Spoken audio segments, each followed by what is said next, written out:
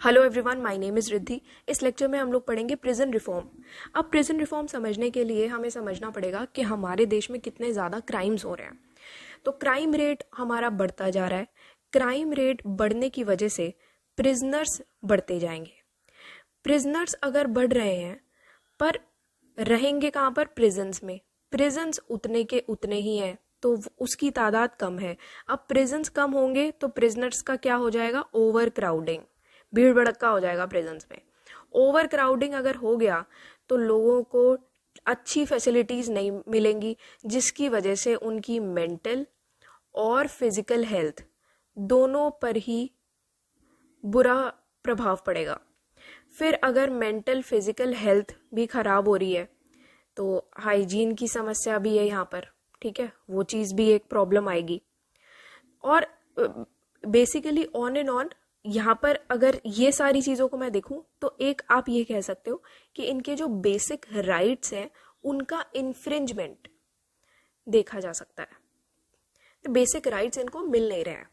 तो ऐसे भी लोग हैं जो कि प्रिजन में हैं, उनके लिए भी प्रिजन्स का रिफॉर्म होना ज़रूरी है। और ऐसे भी लोग हैं जिनकी लाइव्स ऐसे क्राइम्स की वजह से अफेक्ट हो गई है, उनकी भी लाइफ का रिफॉर्म होना ज़रूरी है, ठीक है। तो इंडिया में अराउंड 1400 प्रिजन्स हैं जो कि 5 लाख प्रिजनर्स को घर दिया हुआ है उन्होंने। तो 5 लाख प्रिजनर्स रह रहे हैं इतने कम प्रिजन्स में, तो वो बहुत बड़ी तादाद हो जाती है। ऑब्वियसली ओवर क्राउडिंग हो रही है, ठीक है। तो अब यहाँ पर क्या है, बहुत सारे ऐसे केसेस आए हैं, बहुत सारे ऐसे लॉज बने हुए हैं जो कि इन रिफॉर्म से डील करते हैं। तो उन्हीं के बारे में हम यहाँ पर पढ़ने वाले हैं।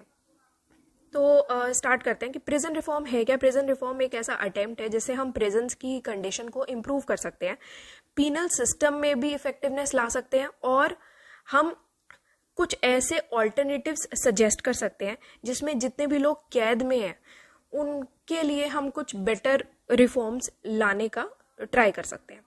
तो यहाँ पर क्या है कि रीइंस्टेटमेंट पे ट्राई करता है ये ऐसे लोगों के लिए जिनकी जिंदगियां क्राइम से अफेक्ट हो गई हैं, तो उनकी भी जिंदगियां सुधारने की कोशिश करता है। इंडिया में जो लेटेस्ट ऑफिशियल एनसीआरबी के स्टैटिस्टिक्स हैं, उसके NCRB national crime records bureau, ठीक है। तो उसके स्टैटिस्टिक्स ये कहते हैं कि पिछले 10 साल में जितने भी अंडर ट्रायल्स हैं, जितने भी लोग अंडर ट्रायल्स में हैं जेल में, वो कॉन्स्टेंटली राइज होते जा रहे हैं और 2021 में तो अपने पीक पर थे ये।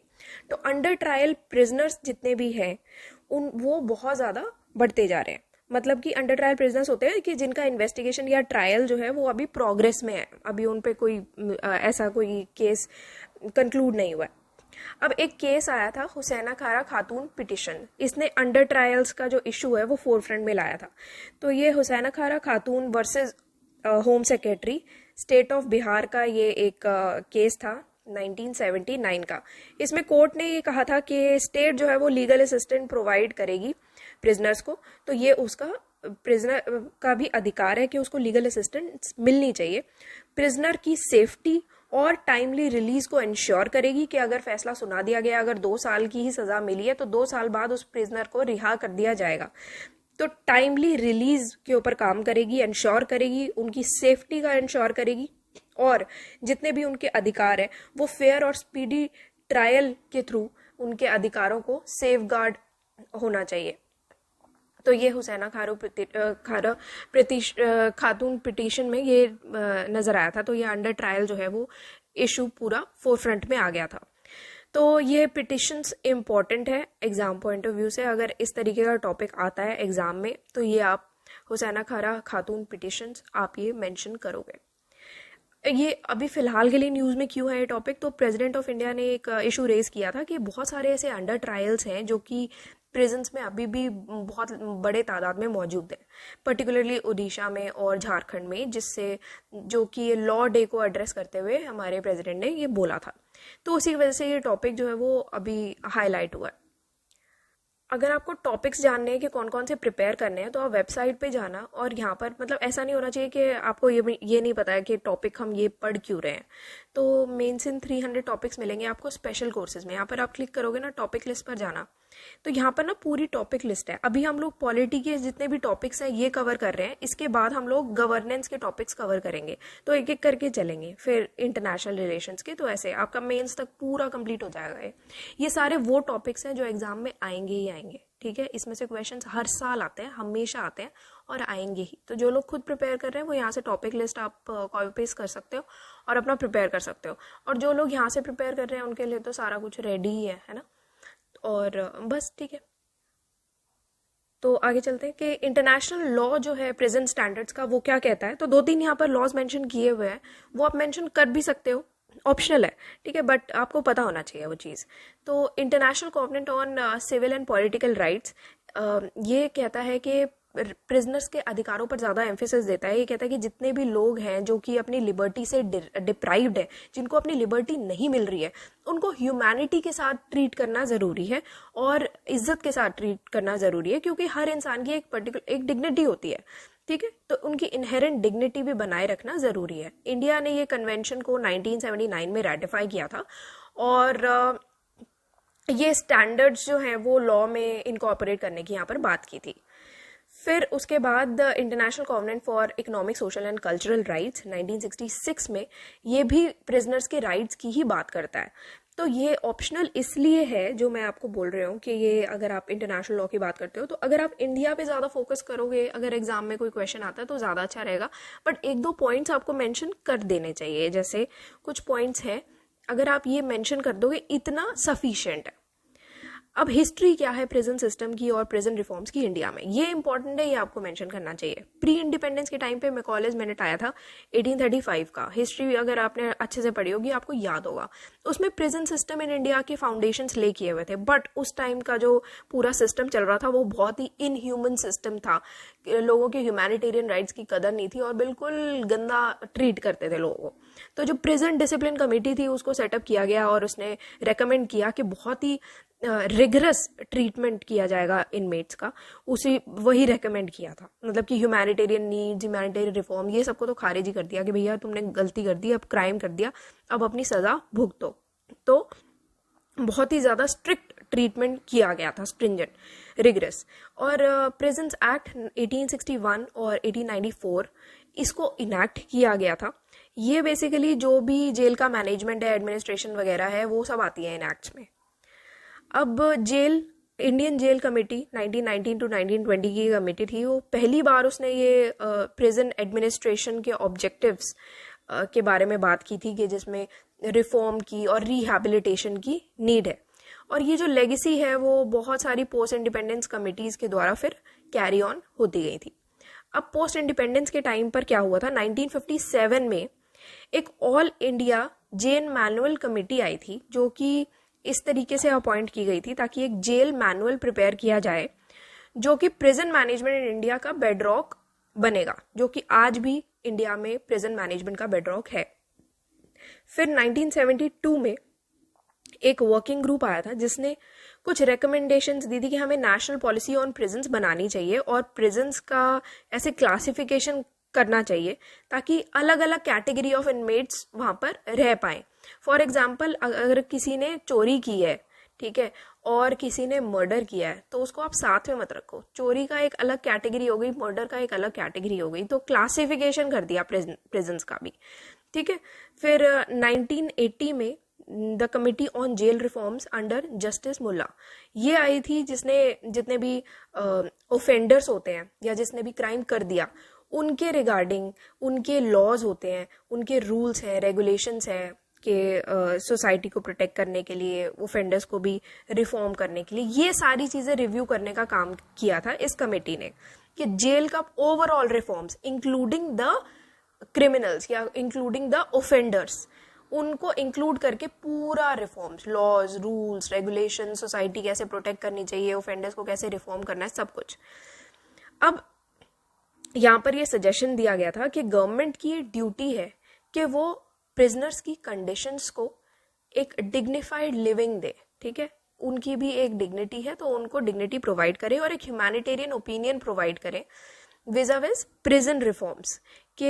यहाँ पर क्या है, उनके भी सिक्योरिटी एस्पेक्ट्स को फोकस किया जाना चाहिए और एक ह्यूमैनिटेरियन अगर हम उसमें एक ओपिनियन लाएंगे तो जितने भी प्रिजनर्स हैं उनके एक्ट्स में भी इम्प्रूवमेंट लाई जा सकती है। तो 1987 में फिर जस्टिस कृष्णा अय्यर कमेटी आती है जिसने कुछ इश्यूज को हाईलाइट किया, जैसे कि विमेन प्रिजनर्स का क्या हाल है यहाँ पर, ठीक है, तो उनकी बहुत ही दुर्दशा देखी जा रही थी, तो इस वजह से प्लाइट ऑफ विमेन प्रिजनर्स को हाईलाइट किया। और पुलिस सर्विसेज में ज़्यादा से ज़्यादा विमेन की नीड है, तो और ज़्यादा विमेन को इंडक्ट करना चाहिए पुलिस सर्विसेज में। साथ ही साथ प्रिजन मैनेजमेंट में एक जेंडर सेंसिटिव अप्रोच इनकलकेट करनी चाहिए ताकि विमेन की हालत थोड़ी सी बेटर हो पाए। 2018 में फिर जस्टिस रॉय कमेटी आई थी जिसमें जितने भी प्रिजन्स की प्रॉब्लम्स हैं उसको डील करने के बारे में बात की गई थी कि बहुत ज़्यादा ओवर क्राउडिंग हो रही है, जैसे लीगल एडवाइस भी नहीं मिल पाती है प्रिजनर्स को, और जितने भी कन्विक्ट्स हैं वो रेमिशन और पैरोल के इश्यूज में ही फंसे रह जाते हैं। तो ये सब चीज़ें जस्टिस रॉय कमेटी ने डील की थी।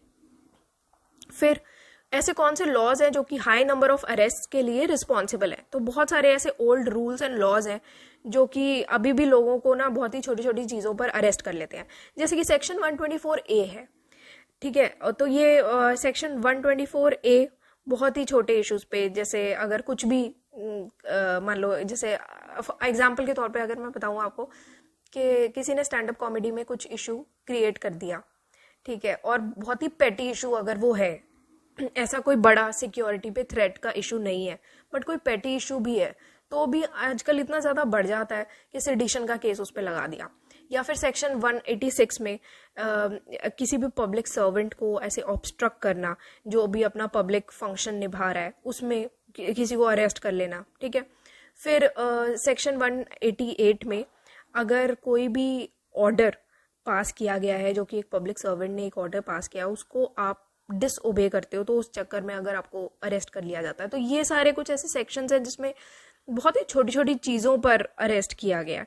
तो जो एक्सटेंसिव पावर्स हैं अरेस्ट की, वो आज भी गुड गवर्नेंस की नेसेसिटी के तौर पर ही अपनाई जाती हैं, अडॉप्ट की जाती है। फॉर एग्जाम्पल 2020 में एक सडन प्रोमलगेशन आया था, लॉकडाउन एकदम से आ गया था, जिसकी वजह से जितने भी माइग्रेंट्स हैं वो अपने घर जाना चाहते थे, बट जो माइग्रेंट्स का घर जाने का जो एक मार्च था, क्योंकि इतनी बड़ी तादाद में लोग अपने घर भाग रहे थे वापस और घर जाना चाह रहे थे इतने उससे, तो इससे क्या हो रहा था कि इसको भी एक ऑफेंस मान लिया गया था सेक्शन 188 में। तो यहाँ पर क्या है, एक मतलब इतनी छोटी बात थी, ये हमारी बेसिक चीज़ है, अगर हम अपने घर जाना चाह रहे हैं इसमें क्या प्रॉब्लम है ना, तो वो चीज़ को भी एक ऑफेंस मान लिया गया था। तो यहाँ पर ये छोटे छोटे इश्यूज के लिए अगर अरेस्ट करने लगे हम, तो वो दिक्कत वाली बात है। अब चैलेंजेस क्या आते हैं इंडियन प्रिजन सिस्टम में। अब जो इंफ्रास्ट्रक्चर है, सबसे पहला तो बहुत मेजर चैलेंज है। तो इंफ्रास्ट्रक्चर प्रिजन्स का बहुत बुरा है, कैपेसिटी से ज़्यादा ही लोग भरे पड़े हैं और ओवर क्राउडिंग हो चुकी है, ओवरफ्लोइंग, ओवर क्राउडिंग की प्रॉब्लम आ रही है। ऑक्यूपेंसी रेट है इंडियन प्रिजन्स का 130%, जबकि जो कैपेसिटी है वो 27% से और इंक्रीज हो गई है, और जो नंबर ऑफ प्रिजनर्स है वो और 48% से इंक्रीज हो गया है। तो ओवर क्राउडिंग जो है उससे क्या होता है कि जब ज़्यादा लोग भर जाएंगे, भीड़ भड़क्का हो जाएगा, तो आपकी लिविंग कंडीशन कैसी होंगी, बहुत बुरी हो जाएंगी। मान लो आप घर में रहने वाले फॉर एग्जाम्पल 4 लोग, आपके पेरेंट्स हैं और साथ में आप और आपके भाई बहन, ठीक है, कोई भी एक, तो आप लोग टोटल 4 लोग हो। 4 लोगों के लिए आपने 2 BHK ले लिया, ठीक है। अब अगर मैं आपको यहाँ पर बोलूँ कि 4 की बजाय अब 16 लोग आ गए, ठीक है, तो अब आपको वो 2 BHK में आप कैसे एडजस्ट करोगे? तो ओवर क्राउडिंग हो जाएगा ना। ओवर क्राउडिंग से क्या होगा कि आपके जो बेसिक राइट्स हैं, जो लिविंग कंडीशन है, वो खराब हो जाएंगी। तो लोगों को क्या होता है, ग्रॉस लिविंग कंडीशंस मिलती हैं जेल में, जिससे कि लोगों के ह्यूमन राइट्स का भी वायलेशन देखा जाता है। तो ऑक्यूपेंसी रेट जो है उत्तराखंड, उत्तर प्रदेश, दिल्ली जैसी जगहों पर 180% क्रॉस कर गया 2021 में। तो कितना ज़्यादा ऑक्यूपेंसी रेट है ये। तो अनसेटिस्फैक्टरी लिविंग कंडीशन देखी गई है, मेंटल और फिजिकल हेल्थ भी प्रिजनर्स की अफेक्ट होती है, ऑब्वियस सी बात है। तो फिर वैकेंसी भी जो है प्रिजन ऑफिसर्स की, वो भी बहुत ज़्यादा है। तो प्रिजन ऑफिसर्स है नहीं, जिसकी वजह से भी काफ़ी इश्यूज क्रिएट हो जाते हैं। ओवर 60% जो ऑफिसर पोजीशंस हैं वो वेकेंट है इन जगहों पर, उत्तराखंड, छत्तीसगढ़, बिहार, झारखंड जैसी जगहों पर। राजस्थान, मध्य प्रदेश, पंजाब और महाराष्ट्र में लेस देन 20,000 20,000 से भी कम अमाउंट स्पेंड की गई है एक प्रिजन इनमेट पर इन 2019 to 20। तो लिविंग कंडीशन काफ़ी ख़राब है। तो इम्पॉर्टेंट जजमेंट्स क्या हैं जो कि जुडिशरी ने प्रिजन रिफॉर्म्स के प्रति दी है? सबसे पहला तो सुनील बत्रा केस आता है, जिसमें जितने भी ह्यूमन राइट्स हैं प्रिजनर्स के, उनको अपहेल्ड करने के बारे में बात की गई है कि जैसे ही कोई भी प्रिजनर प्रिजन में आता है उसके पास अपना राइट टू लिबर्टी है जो कि फंडामेंटली कर्टेल किया जाना चाहिए। ठीक है, तो right to liberty is fundamentally curtail. ठीक है, तो कैसे भी हालात हो, चाहे उसको इतना मना किया हो, मतलब इस पॉइंट का मतलब सिर्फ इतना है कि आपको अगर कोई भी प्रिजनर ने एंटर किया मान लो, और जेल में आने के बाद उसको ये बोला गया कि अब आप जेल से बाहर नहीं जा सकते, तो आपकी काइंड ऑफ एक राइट टू लिबर्टी कम कर दी गई है ना, खत्म कर दी गई है ना। बट इतना नहीं होना चाहिए कि बिल्कुल अब आप कुछ भी काम नहीं कर सकते। तो एक लेवल होता है राइट ऑफ लिबर्टी का भी कल्टिवेट करने का। तो राइट ऑफ लिबर्टी जो है उसका रहेगा उसके पास इंटैक्ट, बट एक सर्टेन लेवल तक चाहे कर्टेल किया हो बट वो इंटैक्ट उसके पास रहेगा ही। तो उसके फंडामेंटल राइट्स तो उसके पास रहेंगे। तो ह्यूमन राइट्स जो है प्रिजनर्स के वो इंटैक्ट रहने चाहिए। फिर नेक्स्ट है MH होस्कोट केस। तो ये केसेस आपको जरूर लिखने हैं, इंपॉर्टेंट केसेस हैं, आपका आंसर बहुत अच्छा रहेगा। ये स्टेट जो है वो ड्यूटी बाउंड है कि ये इंश्योर करने के लिए कि जितने भी राइट्स हैं फ्री लीगल एड प्रोवाइड किया जाए। आर्टिकल 39A के अंडर जितने भी प्रिजनर्स हैं उनको फ्री लीगल एड प्रोवाइड करना जरूरी है। फिर नेक्स्ट है प्रेम शंकर केस है, जिसमें ये बोला गया था कि हथकड़ी लगाना किसी भी प्रिजनर को ये एक बहुत ही इनह्यूमन प्रैक्टिस है। ठीक है, फिर घियासुद्दीन केस में ये कहा गया था कि प्रिजन इंस्टीट्यूशंस जो है उसको एक थेरेपेटिक रोल भी प्ले करना चाहिए, ताकि जो प्रिजनर की गिल्ट है, मान लो कोई भी ऐसा प्रिजनर है जिसने क्राइम तो कर दिया पर बाद में वो बहुत ज़्यादा गिल्ट में है, तो लोग डिप्रेशन में चले जाते हैं या कुछ गलत कर लेते हैं। तो उन चीज़ों से डील करने के लिए प्रिजन में एक ऐसे कुछ थेरेपेटिक रोल भी प्ले करने चाहिए ताकि उनको मेंटली थोड़ा सा स्ट्रांग बनाया जाए, मेंटली बेटर बनाया जाए, उनको एक बेटर लाइफ देने के लिए। तो ये चीज़ के बारे में बात की थी। वे फॉरवर्ड में हम ये कहेंगे कि जो नीड है एक हॉलिस्टिक लेजिस्लेटिव रिफॉर्म की, जो कि इंडिविजुअल लिबर्टी के जो हराइजन्स है उसको एक्सपैंड करने के बारे में बात करता है। तो एक पूरा लेजिस्लेटिव रिफॉर्म आएगा तो ज़्यादा बेटर रहेगा। अभी का जो प्रोसेस है उसमें तो क्रिमिनल लॉ रिफॉर्म जो है वो चल रहा है। तो जो ड्राफ्ट IPC और CRPC रिफॉर्म प्रपोजल्स हैं वो सेंट्रल गवर्नमेंट अभी भी कंसिडर कर रही है काफ़ी एक्टिवली। ओपन प्रिजन्स के बारे में यहाँ पर थोड़ा सा लिखा हुआ है, तो वो चीज़ भी आप नोट करके रखो। अगर ऐसा टॉपिक आ जाता है तो आपको पता होना चाहिए क्या है। अब होता क्या है, आपको इन शॉर्ट बता देती हूँ। जैसे जनरली लोगों को प्रिजन में रखा जाता है जितने भी लोग क्राइम करके आते हैं, बट कुछ ऐसे लोग होते हैं जो कि अब उनका जो रहने का तरीका होता है, बिहेव करने का तरीका है वो बेटर है। ठीक है, या फिर उनको अपनी गलती का एहसास हो गया होता है और वो थोड़ा सा बेटर लाइफ जीने लगते हैं, तो उन लोगों को ओपन प्रिजन्स में शिफ्ट कर दिया जाता है, जहाँ पर कंपैरेटिवली थोड़ा सा बेटर कंडीशन हो जाती है। तो इंडिया में अभी के टाइम पे 44 ओपन प्रिजन्स हैं, जिसमें हाफ ऑफ देम राजस्थान में है 23। तो प्रिजनर्स जो है वो लाइफ सेंटेंस सर्व कर रहे होते हैं on the basis of good conduct, उनको ओपन प्रिजन्स में शिफ्ट कर दिया जाता है कि जिनको उम्र कैद की सजा हो जाती है ना, और अपना अच्छे बिहेवियर अगर वो दिखाते हैं तो उनको ओपन प्रिजन्स में शिफ्ट कर दिया जाता है। तो ओपन प्रिजन्स जो है वो इंडिविजुअल की डिग्निटी को भी रिस्टोर करता है, उनको एक सेल्फ कॉन्फिडेंस प्रोवाइड करता है, सेल्फ रिलायंस प्रोवाइड करता है, और उनमें एक एज एन इंडिविजुअल एक सेंस ऑफ रिस्पॉन्सिबिलिटी भी इंस्टिल करता है। तो ये ओपन प्रिजन्स एक बेटर पोजीशन आ जाए, मतलब कि आप समझ लो कि प्रिजन से एक लेवल अप हो गया उनका, तो ओपन प्रिजन्स में आ गया, आपने अच्छा काम किया, आपका लेवल अप हो गया। नेक्स्ट लेक्चर में हम लोग डेथ पेनल्टी पढ़ेंगे, अभी के लिए इतना ही है। So that's all for today and thank you for watching the lecture. कोई भी डिटेल की अगर आपको नीड हो तो synopsis.in ये वेबसाइट विजिट कर लेना और जो भी आपको डिटेल चाहिए यहाँ से ले लेना।